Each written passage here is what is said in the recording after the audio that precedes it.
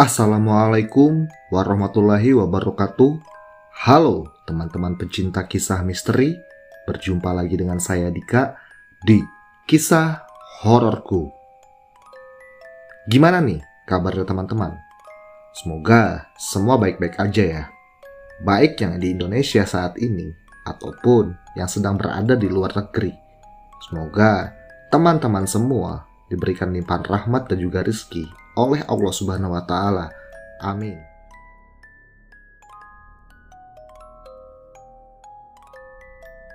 Pada kisah kali ini, kembali Mas Gondrong membagikan kisahnya. Ya, karena Mas Gondrong telah berjanji untuk memberikan kisah pada saat ia KKN di salah satu desa yang ada di Pegunungan Meratus. Dan bagaimana kisahnya? Simak terus kisah ini sampai habis ya teman-teman.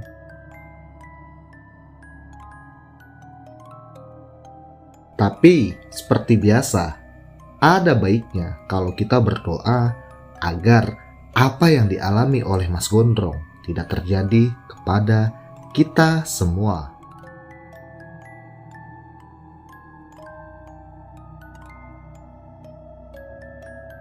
Sudah siap teman-teman? Kalau sudah siap, terapi merinding dimulai.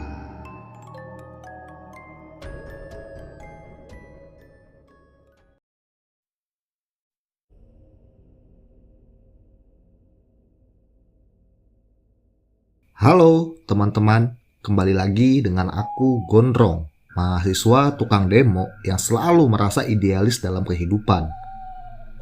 Ya, aku manusia biasa, tapi aku bukan lelaki yang tidak ingat akan janji.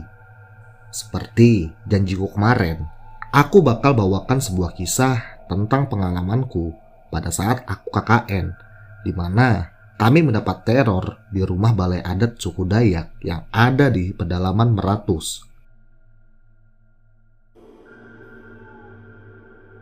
Tentu saja, teman-teman masih ingat kan dengan Galang, Bencis, Julpa, dan juga Eca? Ya, mereka semua adalah teman-temanku pada saat KKN dulu. Dan kami semua ditempatkan di suatu rumah balai adat suku Dayak yang bisa dibilang sangatlah eksotis buat para pencinta foto di siang hari. Namun, apabila malam hari, jangan ditanya deh.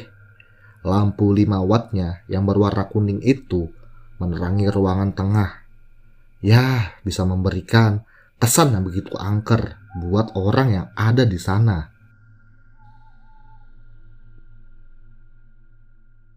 Oke, langsung aja nih ya, kita ke ceritanya. Pada awalnya, kami semua tidak mengira kalau kami akan ditempatkan di sana. Kami semua mengira kalau kami nantinya akan tinggal di rumah warga ataupun rumah kepala desa. Namun, berhubung pada waktu itu ada 4 orang bule Jerman yang juga sedang melakukan penelitian tentang minyak bintang. Mau tidak mau, kami harus mengalah dan tinggal di balai adat yang begitu angker. Setelah menempuh perjalanan yang lumayan jauh dari kota Banjarmasin, pada akhirnya kami tiba di suatu kampung yang ada di kaki gunung Pegunungan Meratus. Ya, kami langsung saja diantarkan ke rumah kepala adat ataupun juga kepala desa yang ada di sana. Beliau biasa disebut orang-orang yang ada di desa itu dengan nama Pak Daleh. Kami semua disambut dengan baik di sana. Dan setelah berkenalan, pada akhirnya kami diantarkan ke tempat di mana kami akan tinggal selama 1 bulan. Tak lama kemudian, pada akhirnya kami sampai di sebuah balai adat suku Dayak yang ada di desa ini. Di sanalah nantinya kami semua akan tinggal sementara selama KKN di desa ini. Bangunan balai adat ini terlihat begitu kokoh dan juga kuat, walau sebenarnya umur bangunan ini mungkin bisa lebih tua dari umur kemerdekaan bangsa Indonesia. Tak lama berselang, kepala desa langsung saja mengajak kami semua untuk masuk. Sungguh, aura yang ada di bangunan ini sangatlah berbeda. Seketika saja, bulu kuduku langsung merinding.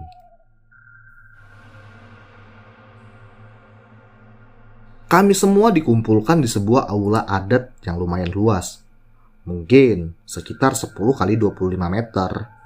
Dan nampak jelas sekali hiasan yang bermotif Dayak beserta foto-foto zaman dulu tersusun rapi di dinding aula tersebut. Di sana kami semua melihat banyak sekali alat musik gamelan dan juga alat musik khas suku Dayak yang tersusun rapi di pojok ruangan tersebut. Namun ada yang aneh dengan alat musik tersebut. Semuanya terikat dengan kain merah dan juga kuning. Sontak saja hal itu membuat aku dan juga teman-temanku sedikit bergidik ngeri melihat hal-hal yang sangatlah tidak wajar kami jumpai.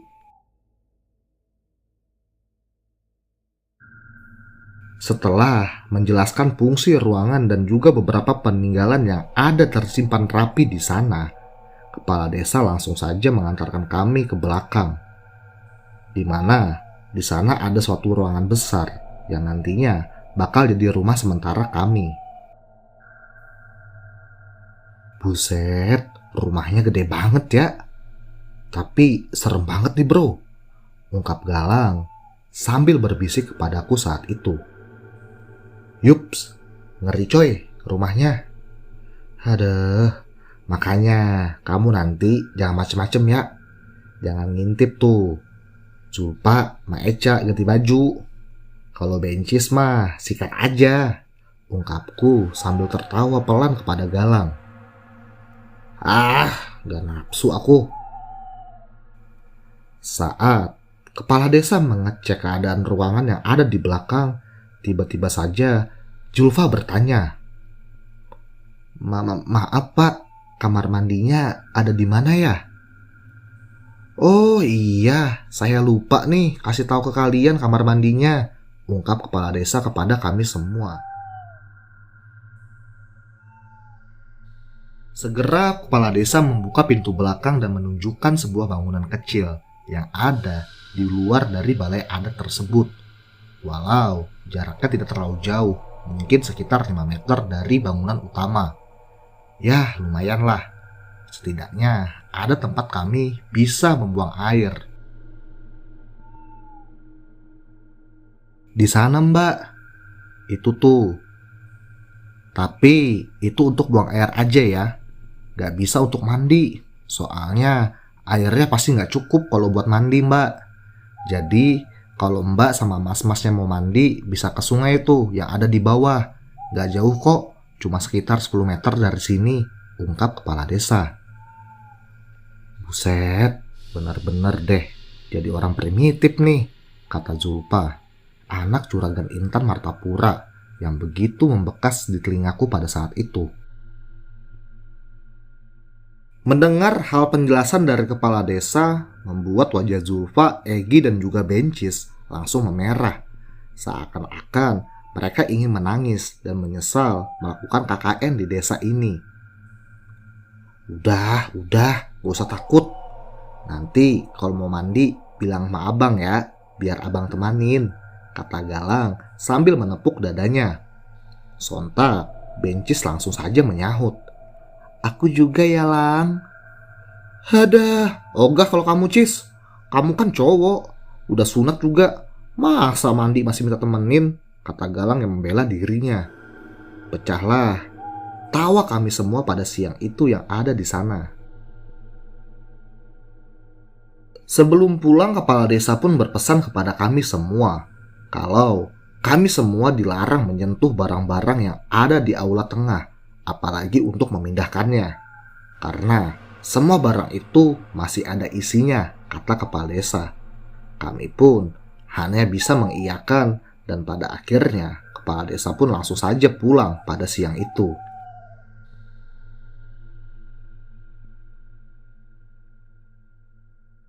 Di sore hari, aku dan juga teman-teman langsung saja melaksanakan observasi di desa itu untuk menentukan broker apa saja yang nantinya akan kami kerjakan di sana.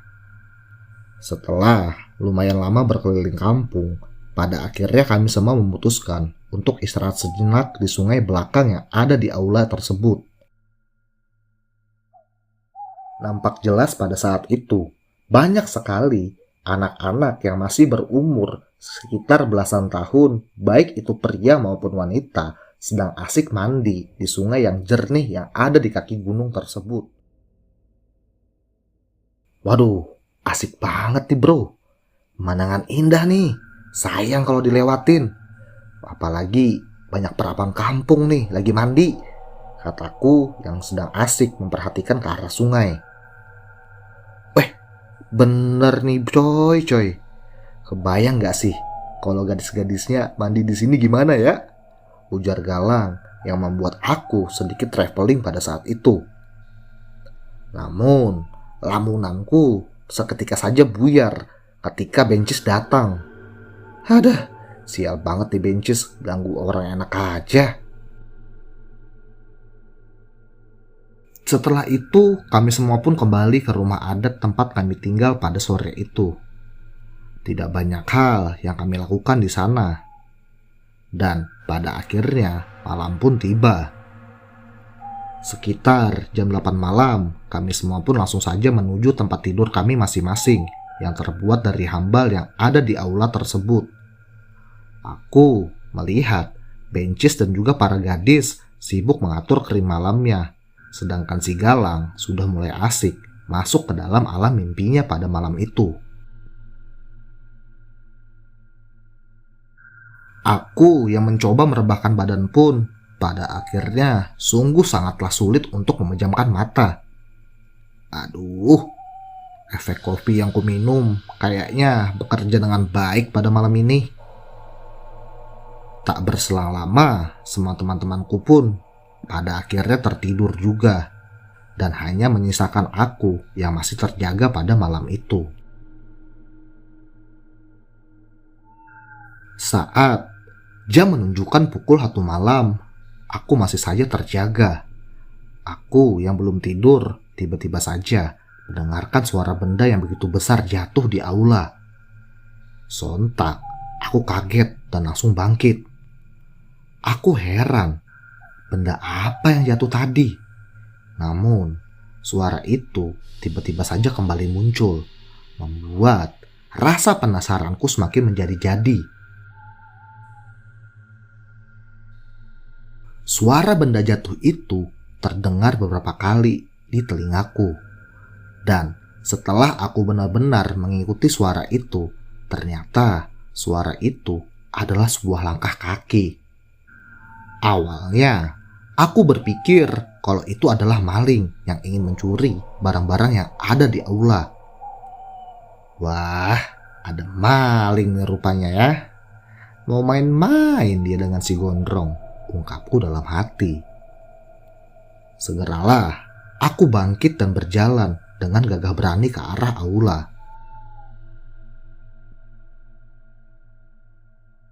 Sesampainya di sana, langsunglah aku menyalakan lampu yang ada di aula tersebut.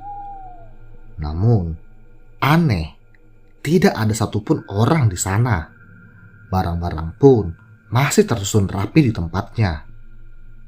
Apa aku berhalusinasi ya? Segeralah aku mematikan lampu dan berjalan kembali. Namun, belum sampai aku ke ruang belakang, suara itu kembali lagi. Sontak, aku langsung terkejut. Suara langkah kaki itu kini aku rasakan ada tepat di belakangku. Setiap kali aku melangkah, langkah kaki tersebut terdengar juga mengikuti langkahku. Aku yang penasaran pun berniat ingin membalikan badan secara tiba-tiba. Segeralah kupercepat langkahku pada malam itu. Dan terdengar juga suara langkah itu semakin cepat mengimbangi langkahku. Dan seketika saja aku langsung membalikan badan. Namun yang anehnya, tidak ada satu orang pun di belakangku pada saat itu. Sontak saja bulu kuduku ini langsung merinding hebat. Aku langsung berlari menuju ke arah ruangan kami. Dan tiba-tiba terdengar suara lelaki tertawa melihatku ketakutan.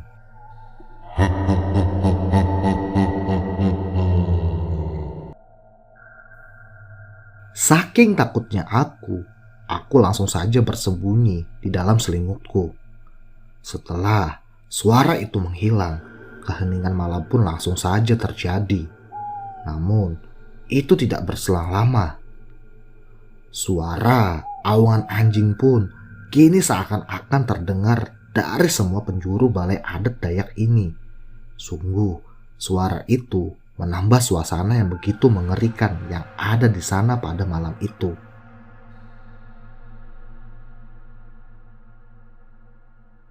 Pagi pun pada akhirnya datang.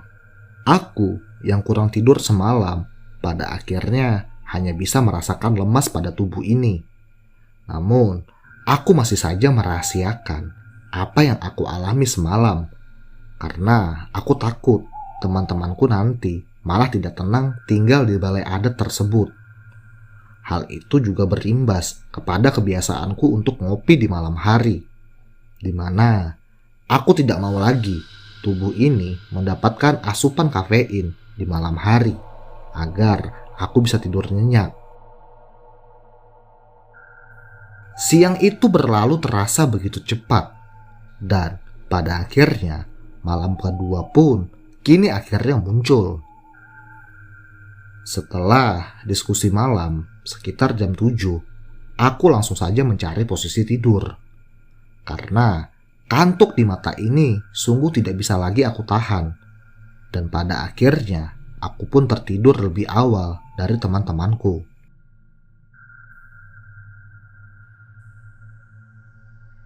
Tepat jam 2 malam, aku pada akhirnya terbangun. Aku mencoba melihat ke arah sampingku. Ternyata Bencis, Julpa, dan juga Echa sedang asik tidur dengan pulasnya. Namun, aku tidak menemukan keberadaan si Galang. Aku bingung kemanakah anak itu. Apa mungkin ke WC ya, yang ada di luar balai adat ini? Entahlah. Namun, saat aku ingin kembali merebahkan badanku ini, tiba-tiba saja Galang datang dari ruangan aula. "Dari mana aja kamu, Lang, malam-malam gini?" "Hehehe, kamu kebangun ya? Aku tadi baru lihat tuh, ada kejadian mantap nih." "Apaan sih, Lang? Pagi-pagi gini ada kejadian mantap. Mau lihat gak?" tanya Galang kepadaku. Enggak ah. Paling kamu habis ngintip orang." "Hehehe, pikiranmu mah gak jauh dari hal-hal yang aneh ya." Saat kami sedang berbicara dengan pelan, tiba-tiba saja terdengar alunan musik gamelan dan juga alunan musik tradisional Dayak yang sayup-sayup mengudara masuk ke telingaku. "Kamu denger nggak?" tanyaku kembali kepada Galang. "Itu dia tadi kejadian mantapnya." "Hah? Maksud kamu, Lang, apa?" "Udah sini ikut aku." Galang langsung saja menarik tanganku. Dan anehnya, aku malah ikut dengannya pada malam itu.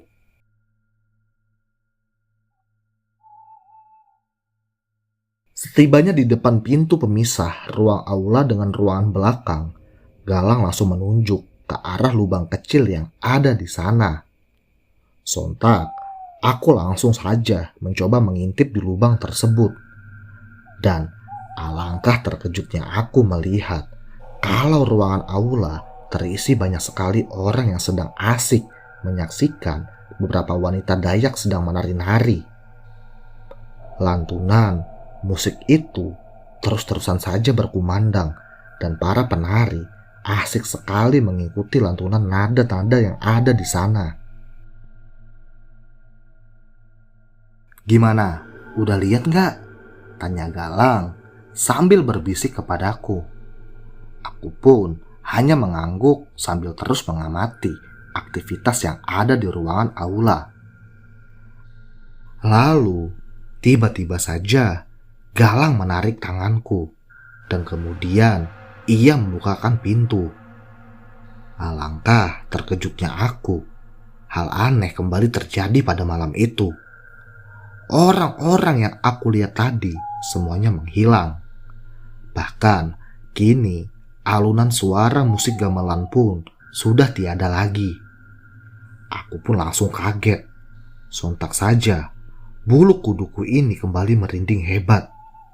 Dan satu hal lagi nih yang membuat aku tambah ketakutan adalah Galang yang tadinya menarik tanganku pun ikut menghilang di sampingku. Menyadari hal tersebut, aku langsung saja lari ketakutan ke arah tempat aku dan juga teman-temanku berada. Dan sesampainya di sana, aku masih melihat Galang tidak ada di tempat tidurnya kami. Aneh, kemana perginya si Galang di pagi-pagi buta seperti ini? Apa dia diculik setan ya? Pikirku pada saat itu. Dalam kebingungan, tiba-tiba saja pintu belakang terbuka. Dan dari situlah muncul si Galang. "Weh bro, udah bangun aja nih," kata Galang kepadaku dengan santainya. "Kakak kamu dari mana aja cuy?" "Biasalah, pagi-pagi nih kena serangan pajar. Mulus banget," kata Galang yang tertawa melihatku begitu heran. Sontak, aku langsung kaget mendengar hal tersebut. Kalau Galang habis dari WC, terus siapa yang menarikku tadi ke arah aula? Tanyaku di dalam batin. Saat aku sedang bingung, tiba-tiba saja Galang bertanya kepadaku. "Bro, kamu yang tadi ya mainin musik gamelan? Perasaan tadi di WC ada bunyi musik tuh," tanya Galang kepadaku. "Gak ada kok, salah denger kali kamu Lang. Ya udahlah, tidur lagi yuk Lang," seruku kepada Galang pada pagi itu. "Alah, duluan aja lah bro, aku mau sebat dulu nih, santai tuh di pelataran belakang." Lalu aku langsung saja merebahkan tubuhku kembali. Namun Galang asik santai di teras belakang yang menghadap ke arah pegunungan Meratus. Aku yang masih gelisah akan kejadian tadi pun pada akhirnya tidak bisa tidur lagi. Lalu aku memutuskan untuk mendatangi Galang yang sedang asik merokok di luar. Kami pun langsung saja terlibat perbincangan panjang di pagi buta tersebut. Aku masih saja merahasiakan apa saja yang baru saja aku alami di sana. Namun, aku heran kenapa cuma aku yang mengalami hal ini. Tak terasa, kami ngobrol cukup panjang di pagi itu. Dan pada akhirnya, waktu menunjukkan pukul 4:30 pagi, di mana banyak sekali para warga yang telah terlihat bepergian ke arah kebun karet mereka. Dan aku yang sudah merasakan sedikit tenang pada akhirnya memutuskan untuk kembali ke dalam dan langsung tidur di pagi itu.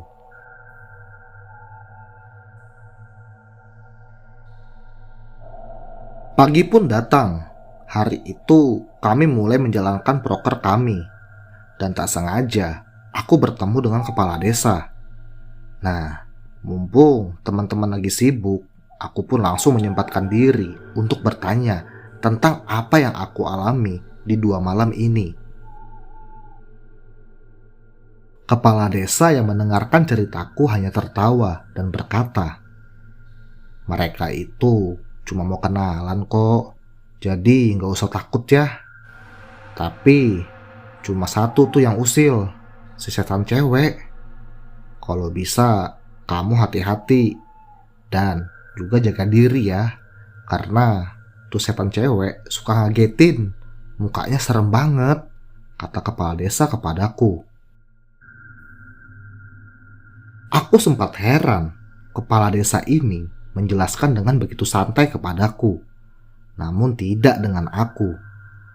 2 malam aja buat aku ketakutan hebat. Apalagi kalau ada cewek setan. Aduh, amit-amit banget deh. Siang hari pun berlalu menjadi sore. Saat itu, aku dan juga Galang sedang asik mandi di sungai. Galang pun sontak bertanya kepadaku, "Bro, kenapa sih kamu kok banyak diem 2 hari ini? Kayak ada masalah aja." Gak apa-apa cuy," ungkapku kepada Galang sambil kedinginan. "Hahaha, aku tahu kamu lihat setannya di aula." "Loh, kok kamu tahu, Lang? Kamu lupa apa bro? Awal kedatangan kita di sana, kan udah aku bilang kalau rumah itu angker." "Bener katamu, Lang. Aku tadi banyak tanya tuh kepada kepala desa. Terus kepala desa bilangnya, iya sih, angker. Tapi dia bilangnya malah santai banget gitu ke aku, Lang." "Terus kepala desa bilang apa lagi?" "Katanya sih masih ada satu setan cewek nih yang belum aku jumpai." Dalam obrolan kami, tiba-tiba saja Bencis dan juga para gadis datang ke sungai. Segeralah omongan kami pun kami ubah topiknya agar tidak menakuti para gadis. Aku menyarankan kepada Bencis sebagai ketua KKN untuk meminta dipindahkan ke rumah yang lain. Namun, Bencis masih merasa aman dan tidak mau mengubah tempat kami tinggal. Segeralah permintaanku itu ditolak oleh si Bencis. Sialan di banci, berani banget dia sama si gondrong ya.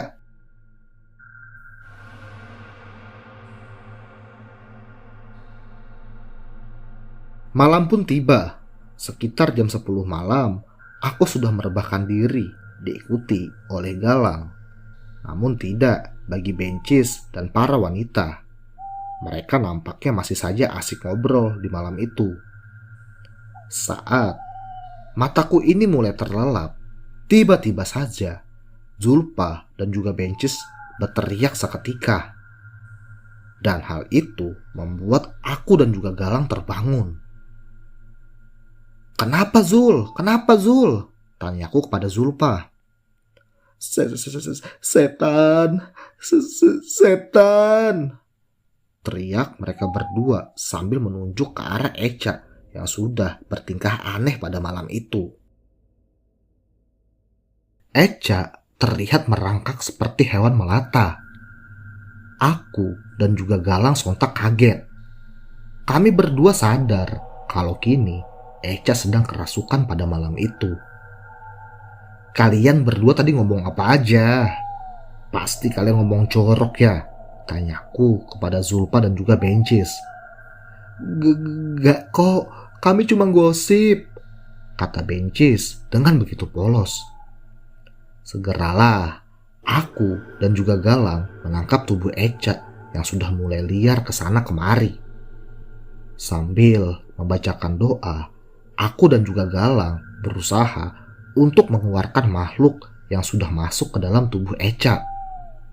Namun, usaha kami berdua gagal. Echa masih saja bertingkah aneh dan kini malah semakin kuat. Hingga pada akhirnya Bencis pun datang membawakan seutas tali kepada kami pada malam itu. Langsung saja aku mengikat tubuh Echa yang kini sedang kerasukan. "Maaf ya Ca, maaf, ini demi kebaikan kamu Ca," ujarku pada malam itu. Setelah tubuh Echa terikat dengan kuat, segeralah aku dan juga Galang membopong tubuh Echa ke arah rumah kepala desa. Lumayan jauh jarak balai adat ini menuju rumah kepala desa. Dan pada akhirnya kami pun tiba di sana. Kepala desa pun langsung saja mencoba mengeluarkan sosok makhluk yang merasuki tubuh Echa pada malam itu. Dan selang beberapa saat, pada akhirnya kepala desa berhasil mengeluarkan sosok yang merasuki Echa. Dan pada saat itu, barulah kami semua tahu kalau Echa pada saat itu sedang datang bulan. Pantas saja, ia diganggu oleh makhluk yang menghuni balai adat Dayak yang ada di desa tersebut. Pada akhirnya malam itu kepala desa menyarankan kepada kami semua untuk bermalam di rumahnya saja. Dan kami pun semua langsung setuju. Lantas malam itu kami habiskan berada di rumah kepala desa.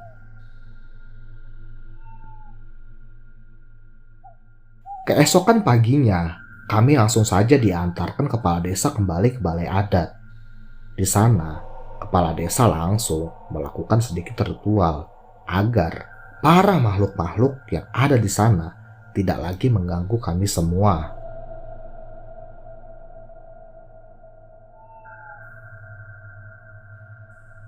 Malam pun pada akhirnya kini telah tiba. Kami semua sudah tidak ada lagi yang berani bergadang, dan gangguan pun kini telah tidak ada lagi. Namun, kami semua sudah terlanjur tahu dan juga ketakutan akan keadaan yang ada di rumah adat tersebut. Tepat 5 hari KKN ini berjalan, teman-temanku semua memutuskan untuk kembali ke kota. Mereka ingin membeli bahan-bahan bangunan untuk proker kami. Dan pada akhirnya hanya menyisakan aku sendiri yang bertahan di desa ini. Mereka semua akan menghabiskan sekitar 4 hari di kota. Sungguh malapetaka yang aku dapatkan. Aku harus bertahan di sana selama 4 hari. Itu membuat nyaliku menjadi ciut. Namun, karena gengsi, aku pura-pura saja kuat dan tegar pada saat itu. Padahal, aku sendiri ketakutan hebat di dalam hati. Tapi namanya gondrong, sangat malu terlihat ketakutan kepada teman-temanku ini. Hari keberangkatan teman-temanku pada akhirnya tiba. Mereka semua berangkat ke kota di pagi hari, membuat aku merasakan menjadi bosan sendiri. Dan saat itu juga, pada akhirnya aku memutuskan untuk ikut berburu ke dalam hutan bersama 2 orang warga kampung yang ceritanya sudah aku kirim kemarin ya teman-teman. Bagi yang belum dengar ceritanya, ntar ada deh linknya di deskripsi. Oke, kisah ini nantinya aku akan teruskan di part 2 ya, karena masih panjang nih kisah mengerikan yang kami alami di rumah tersebut. Sampai di sini dulu ya teman-teman. Oke, aku Gondrong pamit.